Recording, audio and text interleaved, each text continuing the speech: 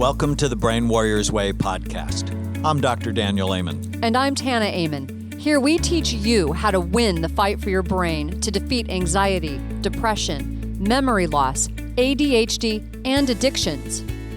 The Brain Warriors Way podcast is brought to you by Amen Clinics, where we've transformed lives for 3 decades using brain SPECT imaging to better target treatment and natural ways to heal the brain. For more information, visit amenclinics.com. The Brain Warriors Way podcast is also brought to you by BrainMD, where we produce the highest quality nutraceutical products to support the health of your brain and body.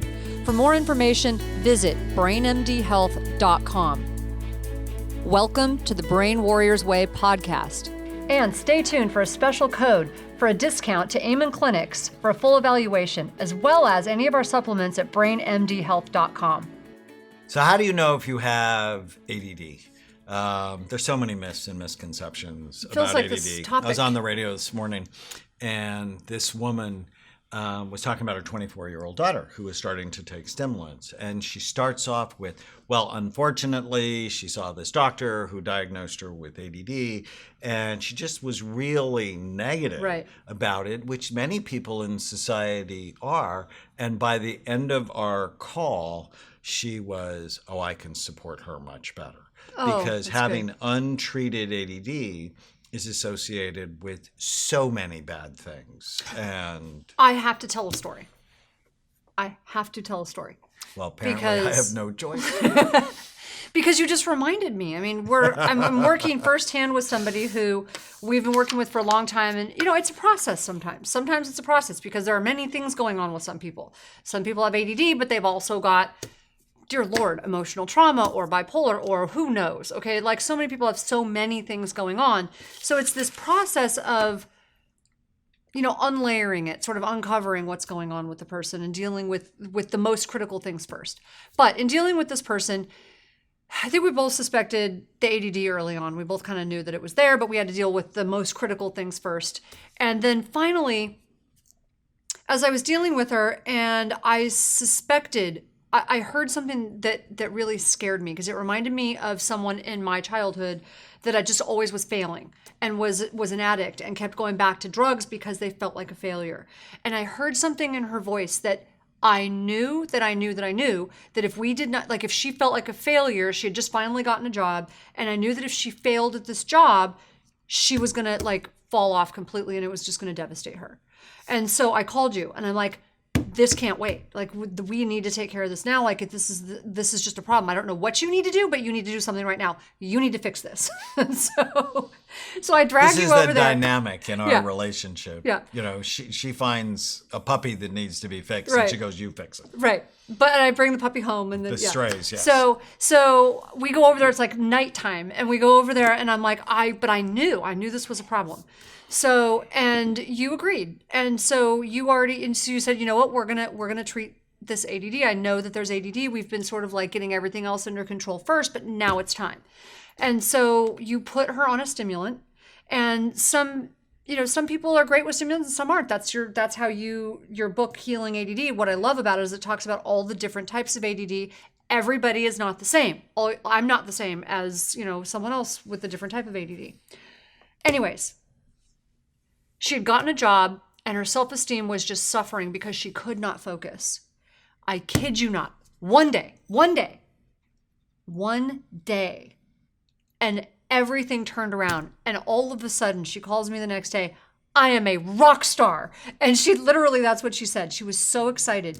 She started getting all this this reinforcement and positive feedback at work. And then they started already moving her to busier shifts and doing things like this. And then she gets a second job. And I'm like, this is a person who couldn't focus to get through a basic day without a job. And now she's got 2 jobs and she's excelling. So how does someone know whether or not they have ADD? So the 5 hallmark symptoms are short attention span, but not for everything. It's short attention span for regular, routine, everyday things, homework, schoolwork, paperwork, chores, the things that make life work. The thing that confuses people is for things that are new, novel, highly stimulating or frightening. People with ADD can pay attention just fine. And so many people with ADD say, and President Bush said this, the second one, he said, well, I can pay attention if I'm interested. And I like hit my forehead and go, no, not two ADD presidents in a row, right? Given Clinton and all the impulse control issues, I'm like, please, not another one. And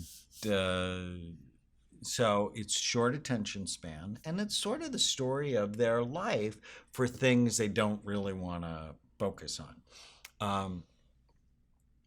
Distractibility. They see too much. They hear too much.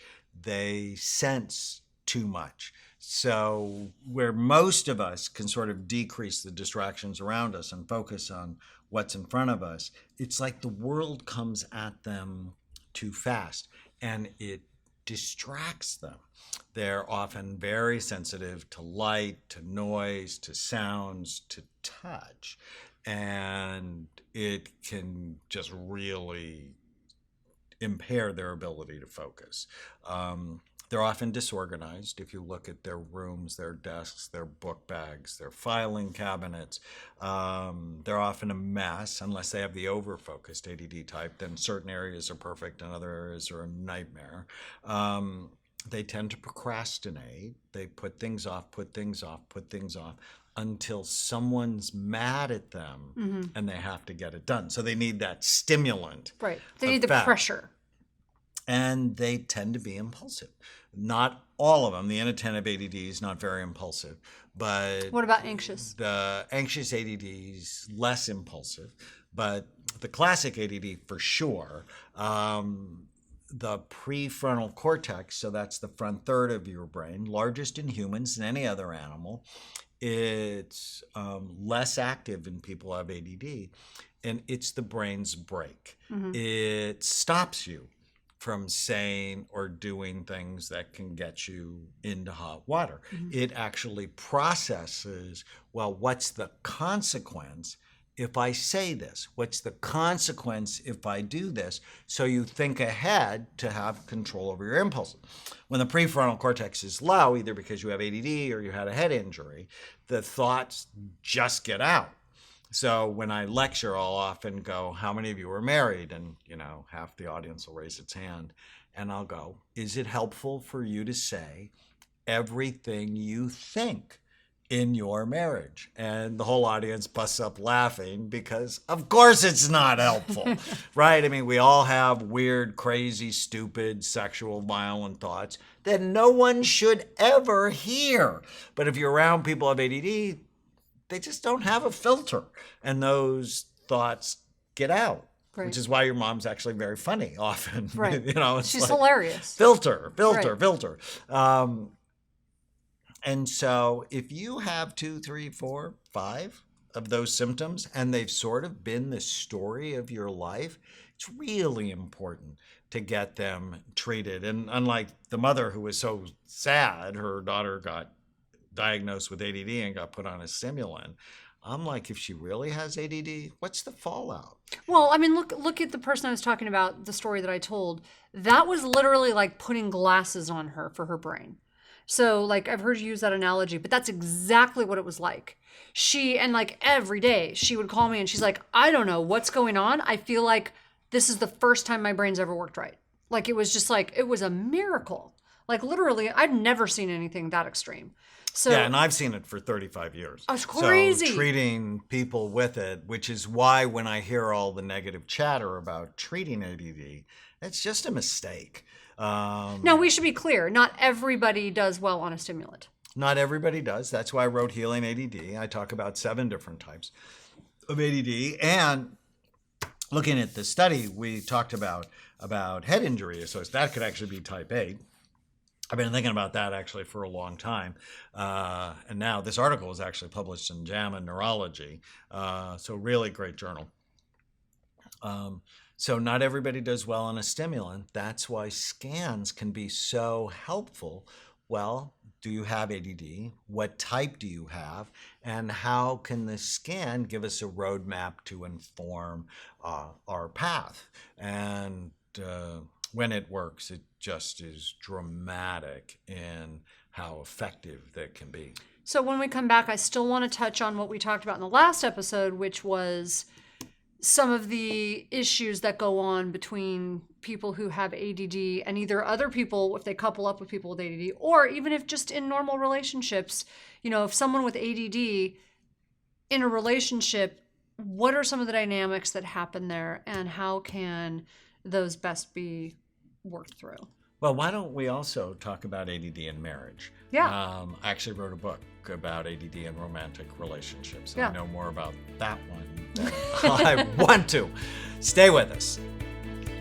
Use the code podcast10 to get a 10% discount on a full evaluation at amenclinics.com or on our supplements at brainmdhealth.com. Thank you for listening to the Brain Warriors Way podcast. Go to iTunes and leave a review, and you'll automatically be entered into a drawing to get a free signed copy of the Brain Warriors Way and the Brain Warriors Way cookbook we give away every month.